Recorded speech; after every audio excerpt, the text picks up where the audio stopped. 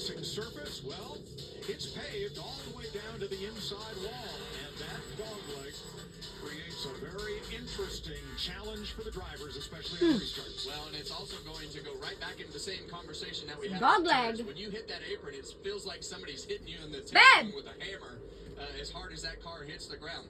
Very unique to have that restart zone in the corner. Can sometimes lead to some wheel spin. Babe. Hard to anticipate when those guys are going, but when you why they call it dogleg? Hang a left.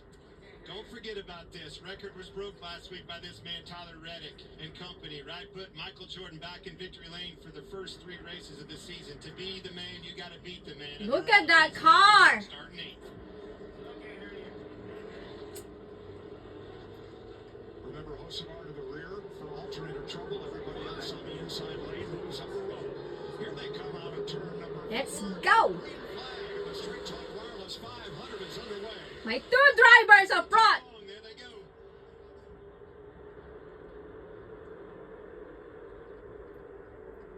Way down on the The apron. 2 champ.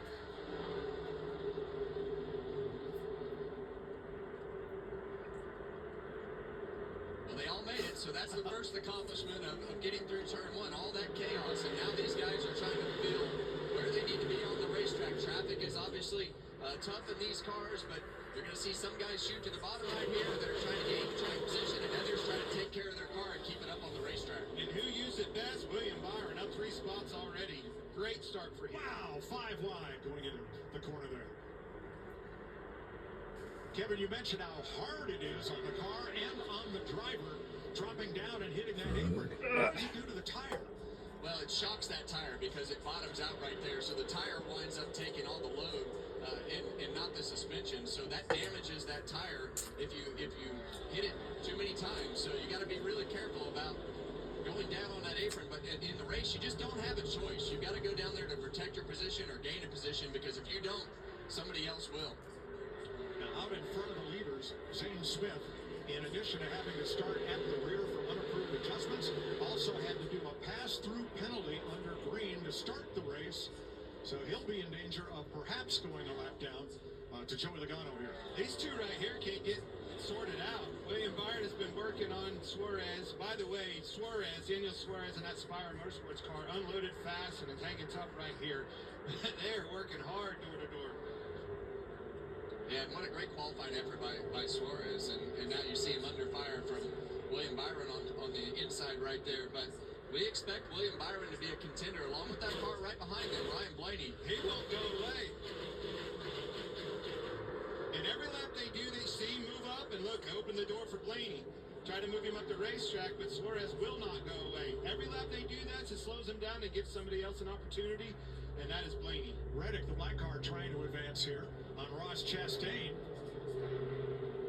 5 cars in a very tight pile here. And they're about to be joined by another Denny Hamlin in the 11. Yeah, we haven't talked much about Denny Hamlin, but he absolutely dominated this race last year. It's been really quiet on the driver's side for Denny Hamlin and what we expect him to do. But on the ownership side, it's been really good. Kevin, you told us and you asked Logano. We heard Logano tell us that outside would open up, and it's on display right there with Reddick rolling right around the 24. Yeah, and you see this on board with this Bob's Discount Furniture camera on board of Denny Hamlin. He's able to get through the center of the corner. You got to be able to turn the car at the end of the first third of the corner to be able to get through that center of the corner. And these guys are going to have a lot of options on this end of the racetrack down here in 1 and 2. You heard Joey Logano refer to it to start the race about this track really widening out. On a hot day like this, at this particular racetrack, you've got to have a versatile car because you can't just ride right behind them in one line. Now Carson Hocevar, we mentioned, had to start in the rear because of that alternator change. He's picked up 8 spots already. He had qualified 7th. And there's that 77 headed back toward the front. And that makes for a long day. He had a great qualifying effort, as his Spire teammates did as well.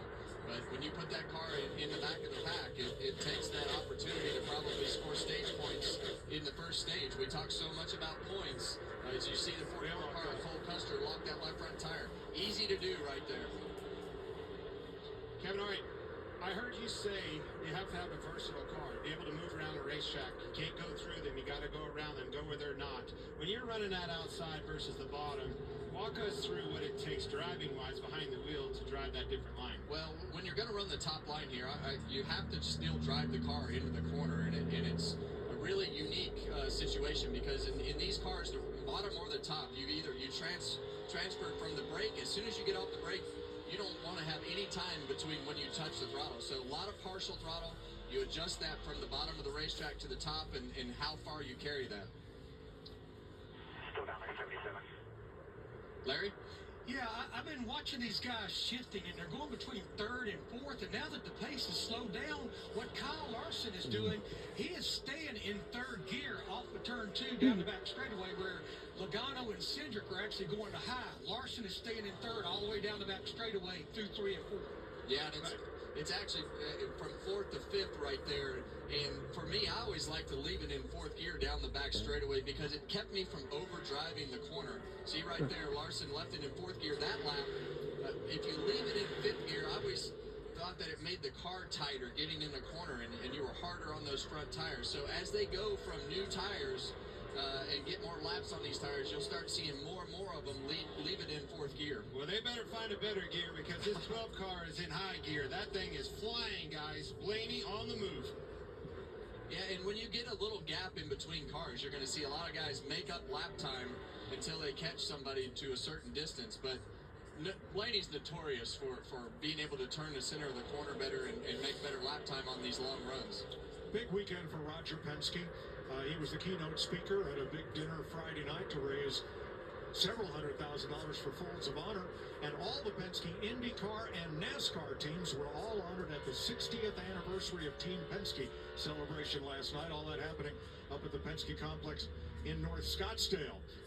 Roger must be smiling now. He's got the top 3 spots: Logano, Cindric, Blaney, with Larson Chevy in 4th and Tyler Reddick's Toyota moving up past Suarez to 5th. 14 of 60 laps complete in stage 1 in the Arizona desert.